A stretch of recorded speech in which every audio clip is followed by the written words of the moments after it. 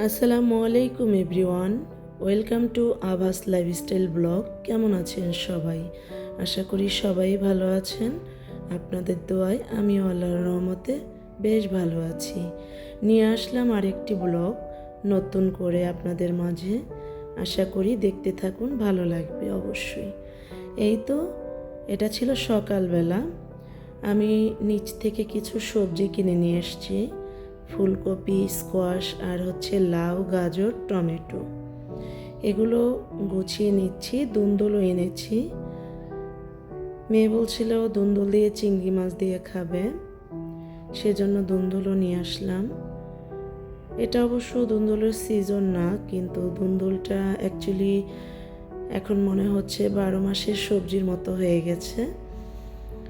আমি যে সবজিগুলো এক্সট্রা বেশি এনেছি, সেগুলো আমি বক্সে করে টিস্যু পেপার দিয়ে রেখে দেই সব সময়, যাতে সবজির গায়ে যে পানিটা থাকে ওটা টিস্যুর মধ্যে লেগে যায়, সবজিটা নষ্ট না হয়। আমার প্রায় 1 সপ্তাহ চলে যাবে এই সবজিগুলোতে। এই তো, আমি বক্সের ভিতরে সবজিগুলো রেখে দেবো এখন।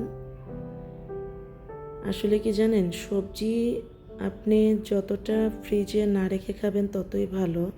তবুও যেহেতু আমাদের দৈনন্দিন জীবনে প্রতিদিনই সব কিছু লাগে, এজন্য আমরা কিছু আর করার নেই, ফ্রিজে রেখেই খেতে হবে। অনেক টাইমে দেখা যায় বাজার দূরে থাকে, ইভেন ঘরে কোনো পুরুষ মানুষ না থাকলেও মনে করেন এগুলো এনে দেওয়ার মতো লোক যাদের না আছে, তাদের জন্য তো ফ্রিজের খাবার ছাড়া আর কোনো উপায় নেই। এই তো, বাকি টমেটোগুলো আমি রেখে দিচ্ছি বক্সের ভিতরে টিস্যু দিয়ে। আর কিছু টমেটো আমি বের করে রাখলাম এগুলো রান্না করার জন্য। আমি সবজি 2-3 দিনের সবজিটা একটু নামিয়ে রেখে দিলাম, যাতে এটাতে 2-3 দিন চলে যায়।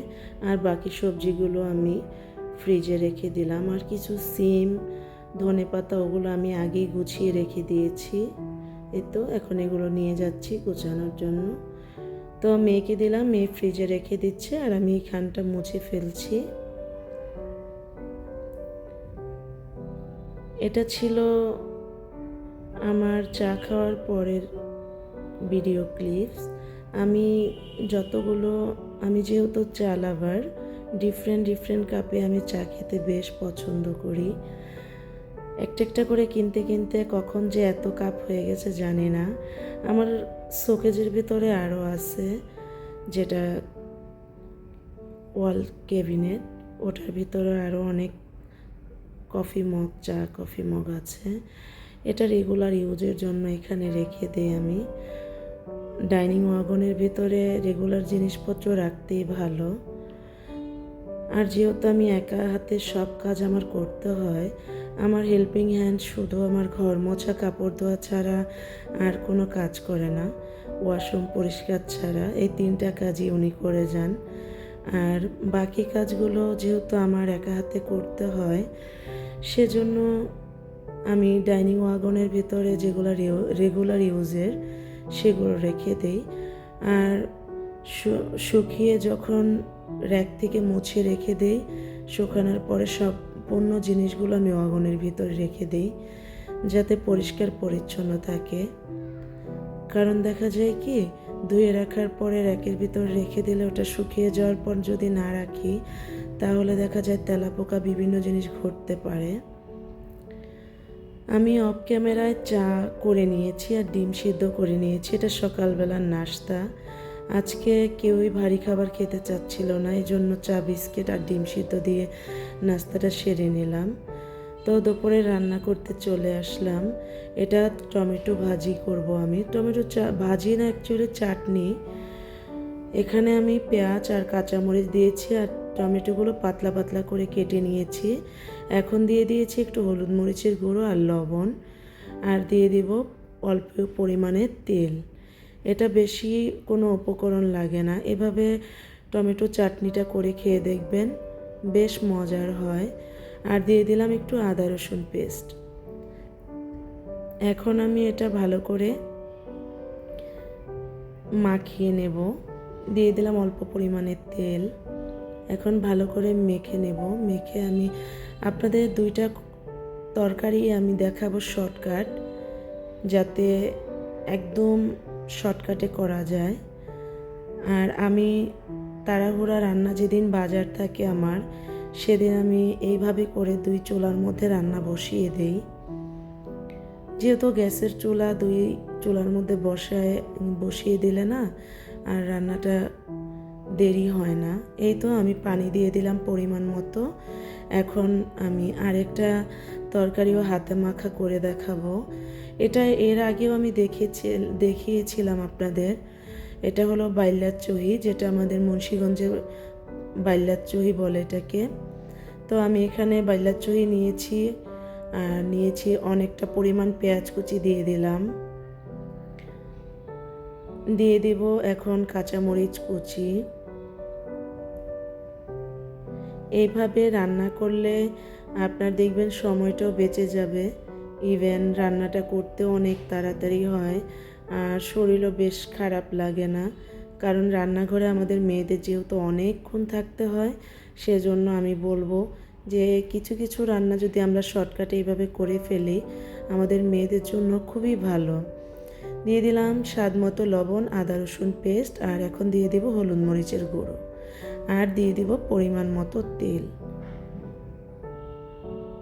এটাও আমি সেম ওয়েতেই মাখিয়ে নেব, আর অল্প পরিমাণে পানি দিয়ে দিব। এটা ধনেপাতা নামানোর আগে দিব। আর টমেটো চাটনিটাও আমি সেম ওয়েতে ধনেপাতা দিয়ে নামিয়ে ফেলব। আজকে আমার মাছের বাজার ছিল, এজন্য আমার রান্নাটা আমি সকালবেলায় করে নিচ্ছি। সকালবেলা বলতে বেশি সকাল তা নয়, 11টার দিকে আমার রান্নাবান্না কমপ্লিট করে আমি বাজারে চলে যাব। সেজন্য আমি 10টার মধ্যে রান্না বসিয়ে দিয়েছি। 1 ঘন্টায় আমার রান্না কমপ্লিট হয়ে গেছে। এই তো আমি চুলাটা ধরিয়ে দিলাম। এখন আমি চুলায় প্যান বসিয়ে দিলাম, আর এখন ঢাকনা দিয়ে রেখে দেব। দেখলাম এটা আমি অন্য প্যানের ঢাকনা নিয়েছি, ছোট বড় হয়ে গিয়েছিল, এই জন্য আমি চেঞ্জ করে দিলাম। আমি এই চুলার মধ্যে এখন বাইলার চুইটাও বসিয়ে দেব, যাতে আমার আর্লি রান্নাটা হয়ে যায়।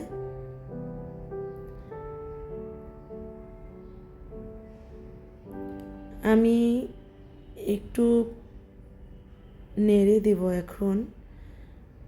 যতক্ষণ না রান্নাটা হচ্ছে একটু পরপর নেড়ে দিতে হবে। বাইলার চুইটা নাড়তে হয় না, যেহেতু ছোট মাছ, নাড়তে গেলে ভেঙে যাবে। তবে আমি ওটাও আপনাদের দেখিয়ে দেব। আমাদের মেয়েদের কাজকর্ম করতে অনেকই কষ্ট হয়, যেহেতু কারো হাজব্যান্ড জব করে, কারো হাজব্যান্ড প্রবাসে থাকে। যেহেতু আমার হাজব্যান্ড একজন প্রবাসী, ওই ক্ষেত্রে আমি বলবো আমাদের প্রবাসী যে মেয়েগুলো আছি আমরা, তাদের যে আমরা চেষ্টা করব যতটা আর্লি সব কিছু করা যায়, কারণ আমাদের বাচ্চাদেরও আমাদেরই সময় দিতে হয়। এই তো আমি ধনেপাতাটা দিয়ে দিলাম। ধনেপাতা বেশ অনেকটা দেব, যেহেতু বাইলার চুহি, এই মাছটার মধ্যে ধনেপাতা দিলে বেশ মজার হয়। এটাকে আমি আর কোনো নাড়াচাড়া করব না, ধনেপাতাটা জাস্ট একটু করে দিলাম। এখন আমি ঢাকা দিয়ে রেখে দেব, একদম চড়চড়ি হয়ে যাবে, তারপর আমি নামিয়ে নেব। এই তো আমার পানি অনেকটা টেনে গেছে, ওটা আমার হয়ে গেছে। এখন আমি টমেটো চাটনিটা ধনেপাতা দিয়ে নেড়েচেড়ে নামিয়ে নেব। এই তো দেখুন কত শর্টকাটে 2টা রান্না হয়ে গেল। আমাদের জীবন জীবিকা নির্বাহের জন্য আমরা যেভাবে কাজ করে থাকি, তবে আমাদের উচিত প্রতিটা মেয়েরই রান্নাঘরে সব সময় না দিয়ে আল্লাহর ইবাদতও করতে হবে। সেজন্য আমি বলবো প্রতিটা সময়ের আমাদের মূল্য দিতে হবে। সময়ের মূল্য দিয়ে যেন আমরা প্রতিটা কাজ তাড়াতাড়ি করে আল্লাহর ইবাদতটাও করতে পারি। এই তো আমার বাইলার চুইটা হয়ে গেছে, বললাম না একদম চচ্চড়ি করে নেব। আমি বেশ তেল অনেকটা কম দিয়েছি, কারণ তেল অতিরিক্ত খাওয়া অ্যাকচুয়ালি উচিত না। তবুও আমরা কিছু মাংস, মাছ যেহেতু রান্না করি, অনেক টাইমে দেখা যায় মাংস মাছ থেকে অনেক তেল ওঠে, বড় মাছ থেকে। এখন আমি রান্না করব গরুর মাংস। গরুর মাংসটা আমি হাতে মাখানো যে মাংসটা করি ওইভাবে না, এটা আমি করব কষিয়ে। এটাও কিছু বাটা মশলা ইউজ করব। দেখতে থাকুন, রান্নার প্রসেসিংটা অবশ্যই ভালো লাগবে। এই তো আমি এখানে একটু মোটা মোটা করে পেঁয়াজ কেটে নিয়েছি 1 কাপ পরিমাণ। তেল দিয়েছি আমি অল্প পরিমাণে, যেহেতু আমি এটা গরুর মাংস রান্না করব, বিশেষ করে গরুর মাংসতে অনেক তেল থাকে, এজন্য আমি তেলের পরিমাণটা অল্প পরিমাণে দিয়েছি।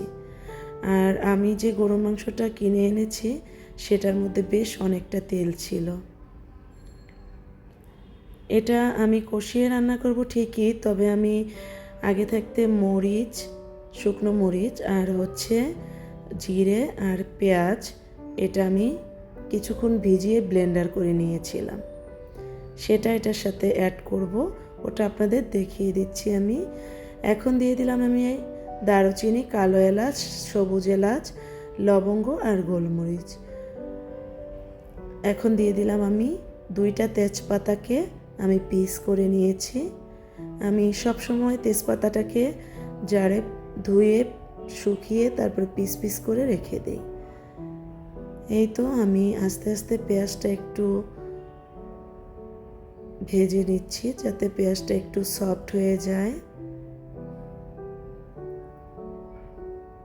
এইভাবে গরুর মাংসটা রান্না করে খেয়ে দেখবেন, বেশ মজার হয়।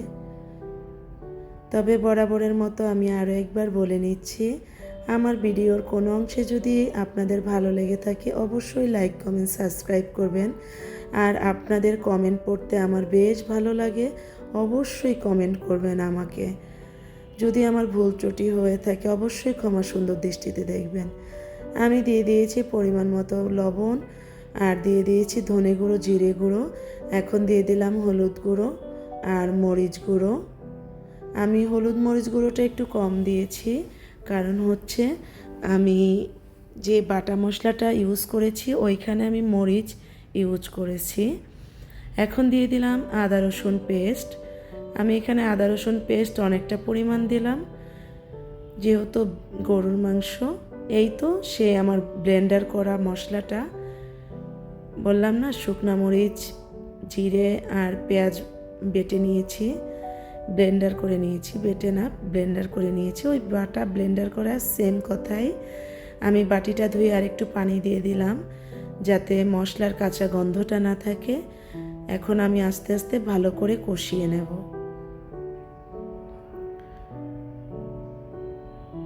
আমি আমার সংসারের প্রতিটা কাজ করতে যেমন ভালোবাসি, আমি আমার সংসারটাকেও বেশ ভালোবাসি।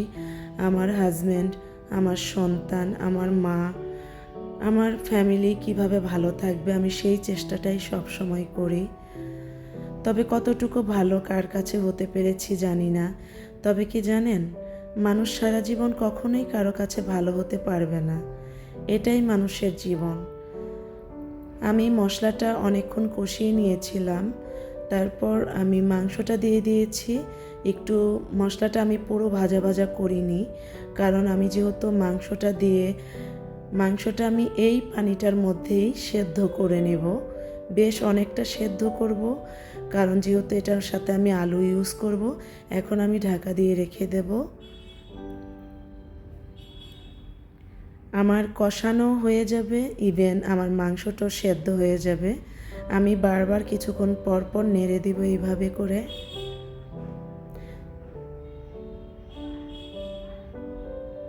এই তো আমি আবার ঢাকা দিয়ে রেখে দিলাম।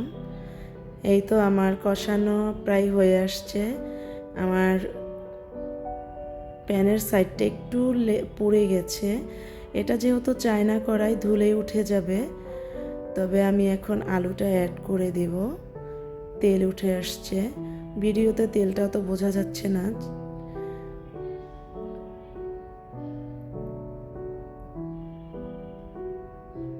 এখন আমি বড় বড় পিস করে রেখেছিলাম আলু। আমি গরুর মাংসতে একটু আলুটা বড় করে দেওয়ার চেষ্টা করি। মাংস আমার প্রায় সেদ্ধ হয়ে গেছে। এখন আমি আলুটা দিয়ে ঝোলের পানি দিয়ে দিব। ভালো করে কষিয়ে না নিলে তেলটা ভালো করে উঠবে না। এজন্য আলু দিয়ে আমি বেশ অনেকক্ষণ কষিয়ে নিয়েছি। এখন দিয়ে দিলাম পরিমাণ মতো পানি, যাতে আলুটা আর মাংসটা আরেকটু সফট হয়।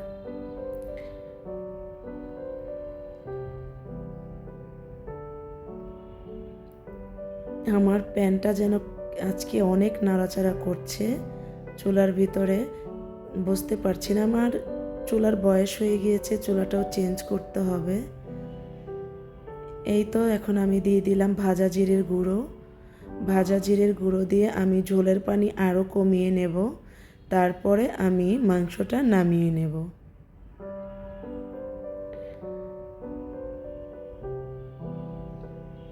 আমি জিরার স্মেলটা যাতে মাংসের ভিতরে থাকে এজন্য একটু ঢাকা দিয়ে রেখে দিয়েছিলাম। এই তো দেখুন বেশ অনেকটা তেল উঠে গেছে মাংসতে। মাংস প্রায় হয়ে আসছে। আমি কাছ থেকে দেখিয়ে দিলাম। এখন আমি আরেকটু ঝোল কমলে তারপর আমি নামিয়ে নেব। আমার মাংস রান্না প্রায় ডান। এখন আমি একটু ঝোলের পানি কমার অপেক্ষায় রয়েছি। এই তো দেখুন ঝোলের পানিও শুকিয়ে গেছে। তো সবগুলো আমি টেবিলে সার্ভ করে দিচ্ছি খাবারটা। তবে প্রতিদিনের মতো আজকে খাবার খেতে খেতে আপনাদের কাছ থেকে বিদায় নিয়ে নিব। অবশ্যই লাইক, কমেন্ট, সাবস্ক্রাইব করবেন। এই তো দেখুন আমার দুপুরের লাঞ্চ আজকে ছিল বাইলার চুহি, চচ্চড়ি, আর ছিল টমেটো চাটনি, আর গরুর মাংস আলু দিয়ে ঝোল, আর প্লেন ভাত। তবে প্রতিদিন তো নাস্তা খেয়ে বিদায় নিই, আজকে দুপুরের লাঞ্চ করতে করতে বিদায় নিয়ে নিচ্ছি। আল্লাহ হাফেজ।